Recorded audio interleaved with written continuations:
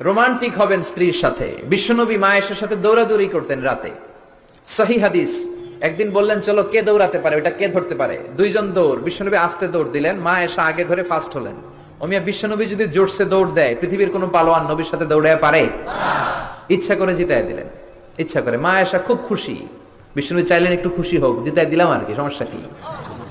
তার 7 বছর পরের ঘটনা। মা আয়েশা একটু মোটা হয়ে গেছে, আবার বললেন রাতে, আয়েশা চলো আজকেও দৌড় দৌড় খেলি, মদিনায় তো সবাই ঘুমায়। মা আয়েশা মহা খুশি, ভাবছে ওই দিনও হারাইছে, আজকেও হারাবে। বিশ্বনবী মনে মনে বলে আজকে নো চান্স, আজকে চান্স দিব না। তো চলো ওই পিলার ধরি, দুইজনে দৌড়। বিশ্বনবী চান্স দেয় নাই। সাহাবারা বলতেন বিশ্বনবী যদি ঘোড়া হাঁকাতেন, জোরে ঘোড়া হাঁকালে 1-2 মিনিটের ব্যবধানে সাহাবারা বলতেন আমাদের ঘোড়াগুলো পিছনে থাকতো, সামনে দেখতাম আমরা শুধু ধোঁয়া আর ধোঁয়া। বিশ্বনবী ওনার ঘোড়া নিয়ে যে কয় মাইল সামনে চলে গেছে আমরা নিজেরাও জানি না।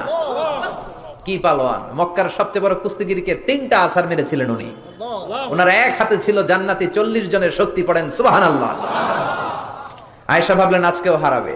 বিশ্বনবী মনে মনে বলে কি, নো চান্স, চলো দেই দৌড়। আজকে বিশ্বনবী চান্স দিলেন না, দৌড়ে আগে ধরে ফেললেন। মা আয়েশা রেগে আছে, হায় হায় পারলাম না। মহিলাদের মধ্যে রাগ করার একটা অভ্যাস আছে না নেই?